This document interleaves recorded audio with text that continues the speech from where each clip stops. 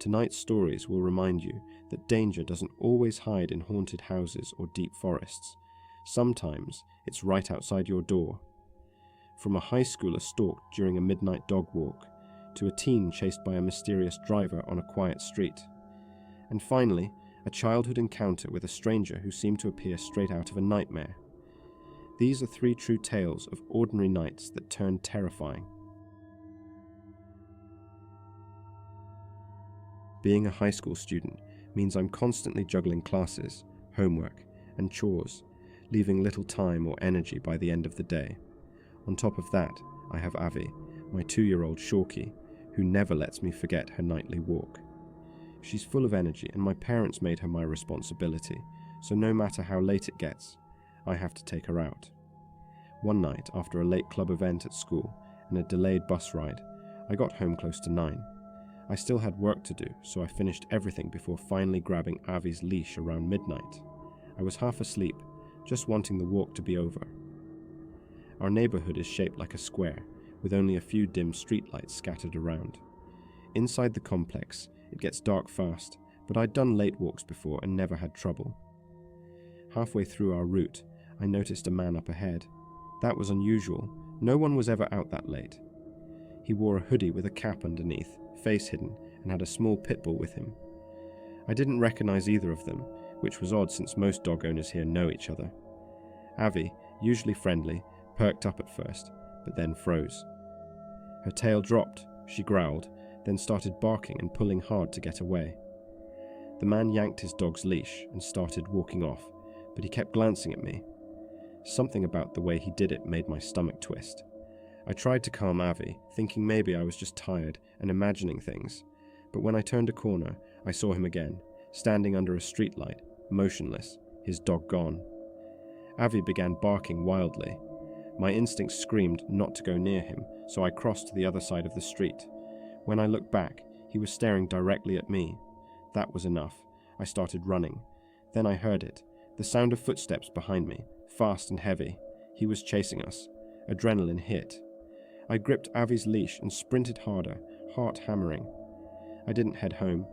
I didn't want him to know where I lived. Instead, I cut through the playground, then into a narrow alley. For a second, it went quiet, and I thought we'd lost him. But Avi's collar jingled, and suddenly I heard him again, closer. I scooped her up and ran through an overgrown path that led to the main road. When I reached the streetlights, I finally tried pulling out my phone, but the battery was dead. At that exact moment, I heard his dog barking again, echoing through the dark. Panic took over. I screamed as loud as I could, yelling for help. A car appeared and stopped beside me. The window rolled down. It was one of my neighbors, a middle-aged woman who recognized me instantly. The man froze in the distance, then turned and disappeared into the darkness. I dropped to my knees, shaking, while Avi wagged her tail like nothing had happened. My neighbor rushed out, helped me into her car, and drove me home. My parents were waiting at the door, half angry, half terrified. Once I explained, their anger melted away. That night still replays in my head sometimes. The quiet streets, Avi's panicked barking, and that man standing in the light like he was waiting. Since then, no matter how late it gets or how restless Avi gets, I've kept my promise to never take her out for a midnight walk again. When I was about 15, I spent most weekends staying at my best friend Talia's place. She lived closer to town, so her house became our hangout spot. That weekend, 2 of our other friends, Jade and Shauna, were there too. We were having the usual sleepover night, music, snacks, gossip, until Jack, a friend from across town, invited us over. It wasn't far, maybe a 10-minute walk, but since it was already dark, Talia decided to stay behind. She hated walking at night. The rest of us figured we'd be fine together. When we got to Jack's, the vibe was weird from the start. He was 17 and had already raided his mom's liquor cabinet. A few older kids we didn't know well were hanging around, drinking too much and arguing. It wasn't the fun hangout we imagined. One drunk girl I'd never met clung to me and started ranting about her love life, her boyfriend, her ex, her drama. I barely knew her, but I let her talk until I couldn't take it anymore. By midnight, Jade and Shauna had enough and called Talia's mom for a ride home. I stayed behind because the drunk girl begged me not to leave her alone with her boyfriend. I told myself I was tough enough to walk home later. I had a bit of a reputation at school as the goth girl who always carried a pocket knife, so I didn't think twice. Around 12:30, I finally left. I texted Jade as I started walking so she'd stay awake to unlock the door. The streets were empty and silent. Even though I wasn't scared, the stillness made me uneasy. My footsteps echoed, and I quickened my pace.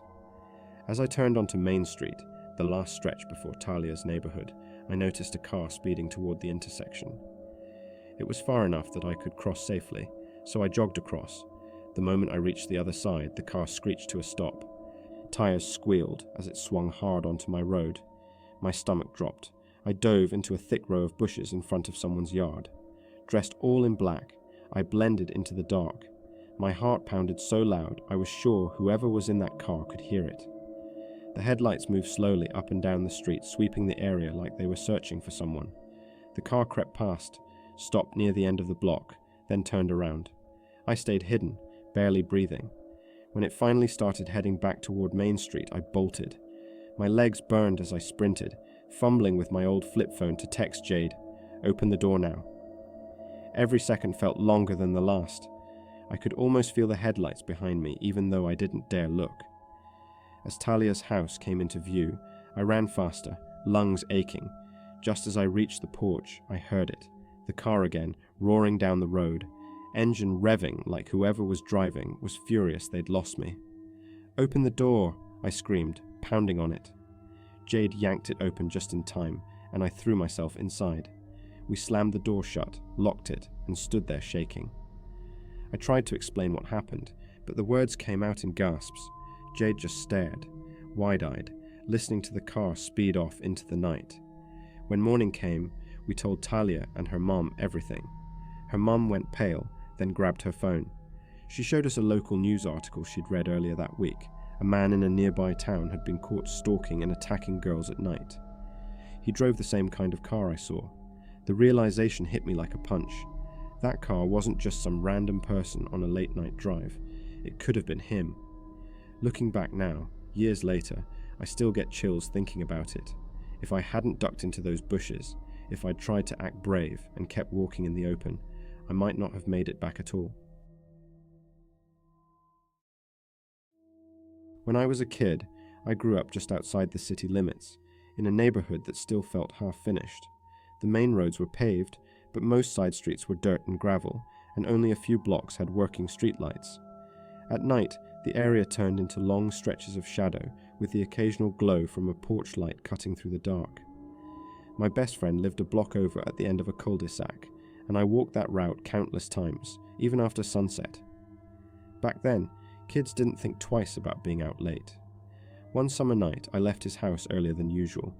I couldn't sleep on his couch, so around 3 a.m, I decided to walk home. He was out cold, and I figured it wasn't worth waking him just to say goodbye. The walk was short, barely 5 minutes, but that night it felt much longer. The air was damp, and a thin mist hung low over the street, making every sound sharper. My footsteps on the gravel echoed louder than usual, almost unnervingly so. As I walked, I got that strange restless feeling you get when your brain won't settle on a single thought. I tried humming to distract myself, but the silence pressed in from all sides. Ahead of me was the part of the road I always hated, the stretch without streetlights. The few porch lamps scattered around barely made a dent in the darkness. The rest of the road disappeared into pure black. Just as I stepped into that shadowed stretch, a thought flashed through my mind. Something my mum had told me earlier that summer. A registered offender lived somewhere near my friend's street. She had pointed out the house once, warning me to stay far away from it. I tried to remember which one it was when I noticed movement up ahead. At first, I told myself it was just my imagination playing tricks on me. But as my eyes adjusted, I saw it clearly. Someone standing perfectly still at the edge of a driveway. The shape was tall, rigid, almost blending in with the trash can next to it. I kept walking, pretending not to notice, my pulse quickening with every step. The closer I got, the more certain I became. It was a person. My chest tightened. My heart thudded so loud I could feel it in my throat. Then out of nowhere, my foot caught on a rock, and I went down hard, scraping my knee and elbow against the gravel. The sound echoed through the quiet street. Before I could even get up, someone was standing over me. It was an older man I'd never seen before. His hair and beard were both white, and his face looked hollow, like he hadn't eaten in weeks. Under the dim moonlight, his skin looked almost grey. He leaned down and grabbed my shoulders, pulling me to my feet with surprising strength. For a few seconds, I couldn't move. His eyes were sunken and distant, and his grip was cold. Then he whispered, almost too softly to hear, "Hello." The way he said it sent a jolt of fear through my whole body. His hand slid slightly, as if he was about to hold on tighter, and something inside me just snapped. Every instinct screamed run. I shoved myself free and bolted. I didn't look back. My lungs burned, my scraped knee stung, but I didn't slow down until I hit the corner where my street met his. When I finally turned, he was still there, standing completely still in the same spot, watching me run. He didn't chase me, didn't shout, just stood there like he was waiting for something. When I burst through my front door, my mum was furious at first, thinking I'd been fooling around outside and hurt myself. But the moment she saw my face, her tone changed. After I told her what happened, she called the police. I described the man as best as I could. White hair, thin, hollow face, probably in his 60s. But he didn't match the offender she'd warned me about. That meant he was someone else entirely. Nothing ever came of the report. The police never found him, and my mum eventually guessed he was a homeless man who had wandered into the neighborhood. Still, I never walked alone after dark again. Even now, years later, I sometimes dream about that night, the mist, the silence, and that white-haired man standing motionless in the dark, waiting at the edge of the driveway as if he'd been expecting me all along.